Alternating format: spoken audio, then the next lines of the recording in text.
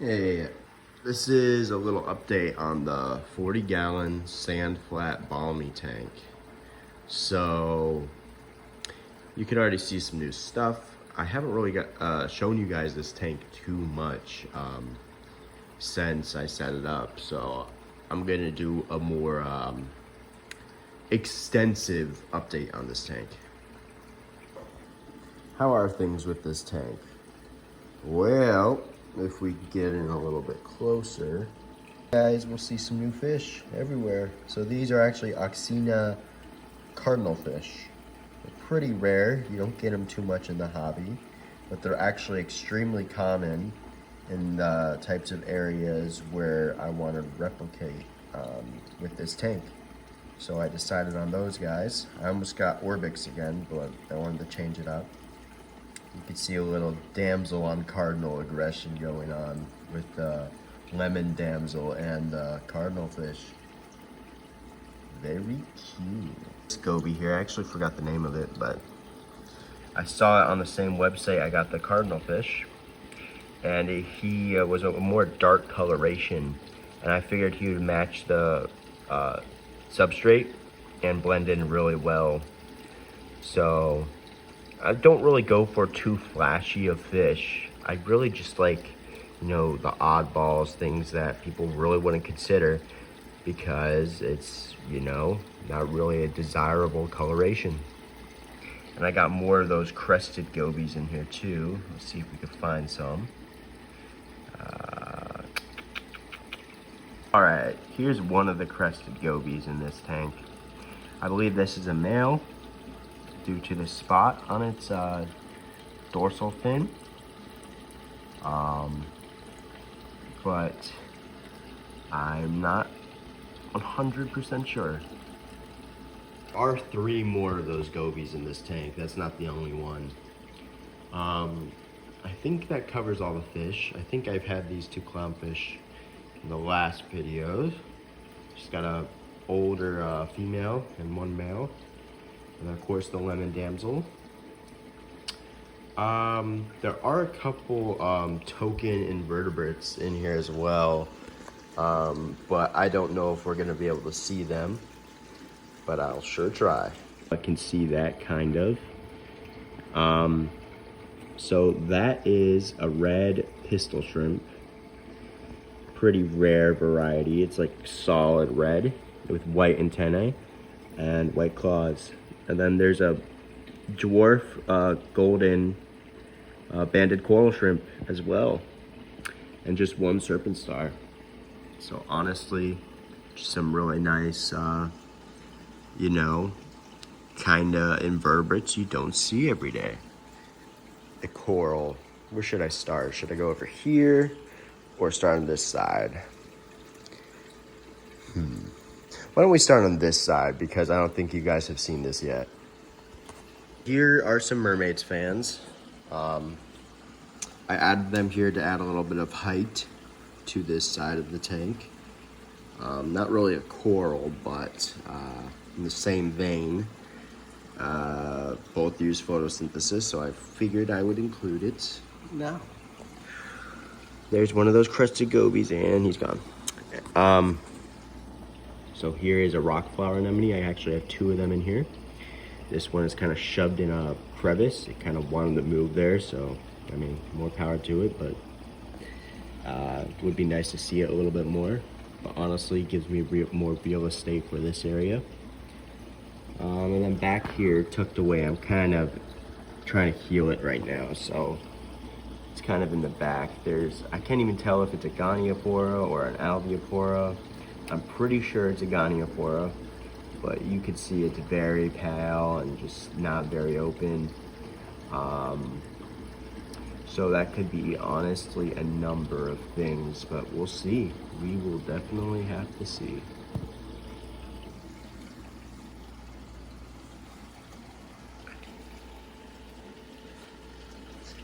All right, this is either a Favia or Favites.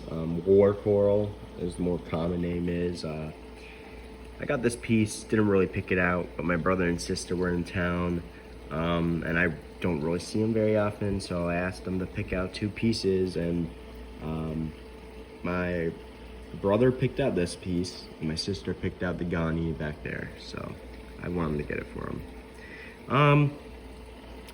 It was pretty, as you can see, it was dead, and a big chunk of it was just, you know, died off.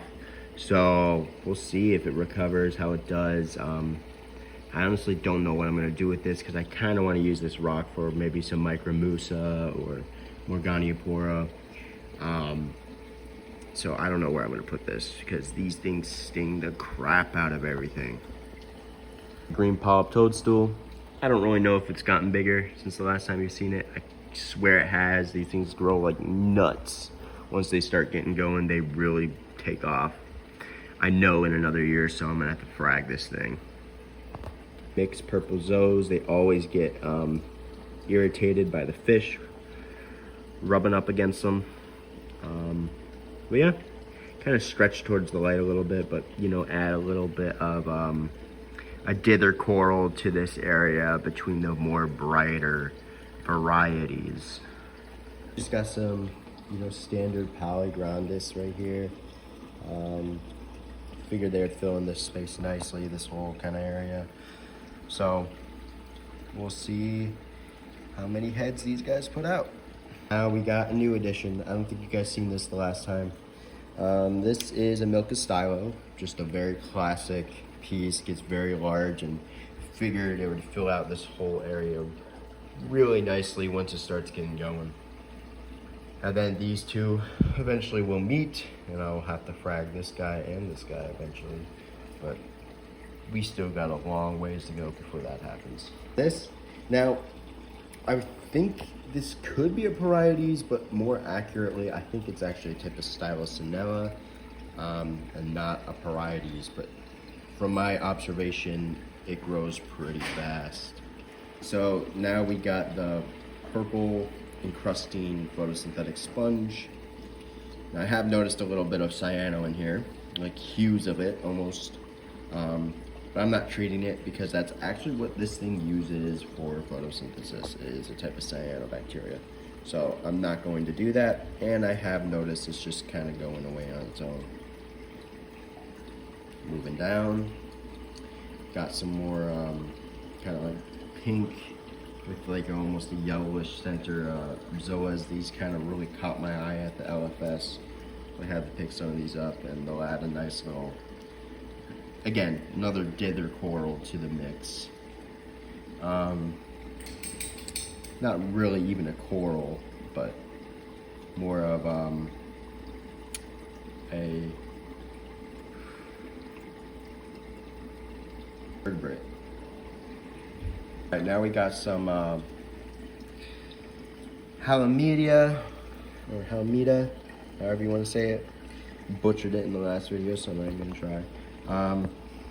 Yeah, it grew, but I haven't really noticed it grow too much since that last video. Maybe it has, maybe it hasn't, but we'll just have to wait and see.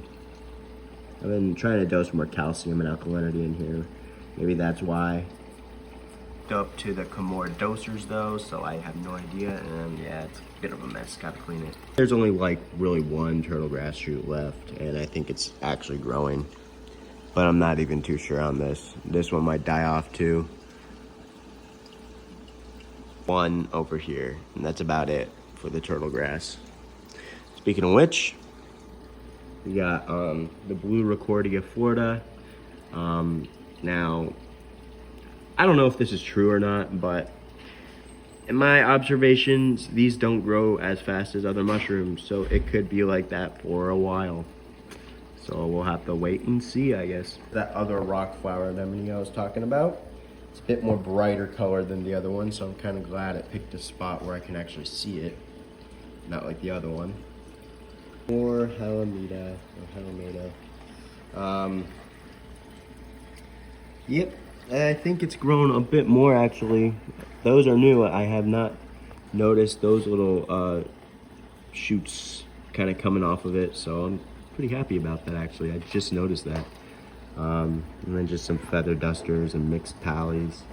I'm trying to get these guys to kind of reproduce all throughout the tank because I like the look of them. They're not like the typical, like, you know, white, small feather duster you see in a lot of people's tanks.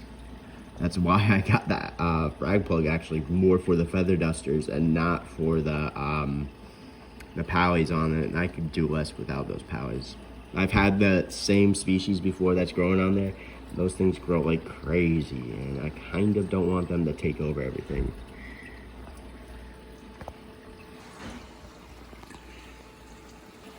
Here's the sump. I will do more of a in-depth kind of, you know, maintenance routine, same with the other tank, soon. Probably in a week or so, you guys will see the maintenance video for this tank. I'm not too sure yet. See if I got time. But yeah, that's it really. I just kind of, you know, been letting it coast, do its thing, and I have a feeling this will look very, very nice in another year or so. So yeah, thanks YouTube. Just wanted to share that. And yeah, happy reef keeping, or whatever you do. Take it easy.